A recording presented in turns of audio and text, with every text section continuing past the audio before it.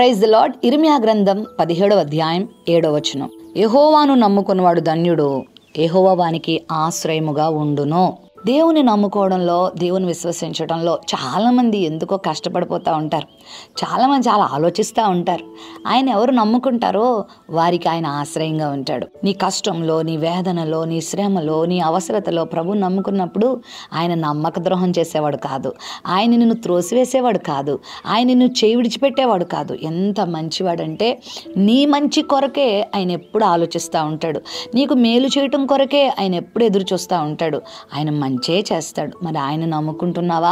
చాలామంది దేవుణ్ణి నమ్ముకున్నట కంటే వారి స్వంత శక్తిని నమ్ముకుంటారు, బంధువులు నమ్ముకుంటారు, మనుషులను నమ్ముకుంటారు, రాజులను, అధికారులను నమ్ముకుంటారు, ఆస్తిపాస్తులను నమ్ముకుంటారు, వారికి ఉన్న అందచందాలను నమ్ముకుంటారు, వారికి ఉన్న విద్యాజ్ఞానాన్ని నమ్ముకుంటారు. ఇవన్నీ కూడా మనతో శాశ్వత కాలం ఉండవండి.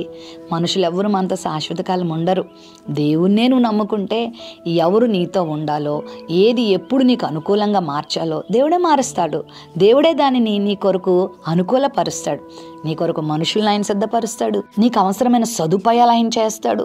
నీకు అవసరమైనటువంటి పనులను ఆయనే నీకు జరిగించేటువంటి దేవుడుగా ఉన్నాడు. కాబట్టి నువ్వు ఆయన నమ్ముకుంటావా? బైబిల్ గ్రంథంలో ఎంతోమంది భక్తులు ఆయన్నే నమ్ముకున్నారు. ఆయన నమ్ముకున్నప్పుడు వారి నమ్మకం వమ్ము కాలేదు.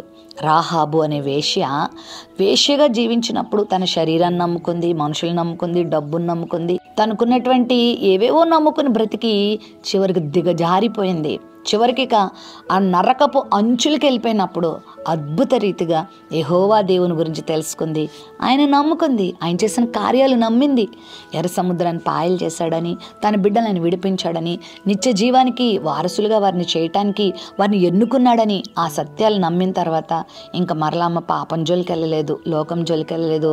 ప్రభువుని గట్టిగా పట్టుకుంది, ప్రభు కొరకు జీవించింది, ఆయనను విశ్వసించింది, తన పాపపు వృత్తిని వదిలిపెట్టింది, తన పాపపు బ్రతుకును వదిలిపెట్టింది, పరిశుద్ధంగా బ్రతికింది, నీతి కొరకు బ్రతికింది. ఒకవేళ నీతి కొరకు బ్రతుకుతున్నప్పుడు ఆమెకి ఇదివరకటి జీవితంలో ఉన్న డబ్బు అప్పుడు కనబడలేదు, ఇదివరకటి జీవితంలో ఉన్నటువంటి ఘనత అప్పుడు కనబడలేదు, ఇదివరకటి జీవితంలో ఉన్నటువంటి మనుషులు అప్పుడు ఆమెకి లేరు. అయినా పర్వాలేదు, నేను దేవుణ్ణే నమ్ముకుంటాను అనుకుంది. దేవుడు ఆమెకు ఆశ్రయంగా ఉన్నాడు, ఆమె జీవితాన్ని ఆశీర్వదించాడు. ఎరుకో పట్టణం నాశనం అయిపోతూ ఉండగా దేవుడు ఆమెను రక్షించాడు, కాపాడాడు. ఆమెనే కాదు, ఆమె ఇంటి వారందరినీ, ఆమె కుటుంబ సభ్యులందరినీ కాపాడాడు. అంత మాత్రమే కాదు ప్రియులారా, యేసుక్రీస్తు వంశావళిలో రాహాబుని దేవుడు చేర్చుకున్నాడు.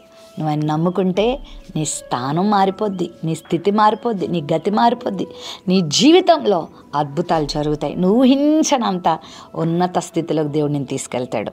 ఆయన నమ్ముకుంటావా? ప్రేమ నమ్మకం కలిగిన మా తండ్రి, నిన్నే నమ్ముకొని నీ కార్యాలు చూడగలిగే కృప దయచేయండి. నిన్ను నమ్ముకున్న వారు ధన్యులు, వారికి నువ్వు ఆశ్రయంగా ఉంటావు, వారిని విడిచిపెట్టేవాడు కాదు. ఒకవేళ ఆలస్యమైన కొన్ని పరిస్థితులు నాయన ప్రతికూలంగా మాకు వచ్చినా నీవు మాత్రం నిన్ను నమ్ముకున్న వారిని విడిచిపెట్టావు. నీ బిడ్డలను విడిచిపెట్టక గొప్ప కార్యాలు వీరి జీవితంలో జరిగించమని యేసు నామములో ప్రార్థిస్తున్నాం తండ్రి, ఆమెన్.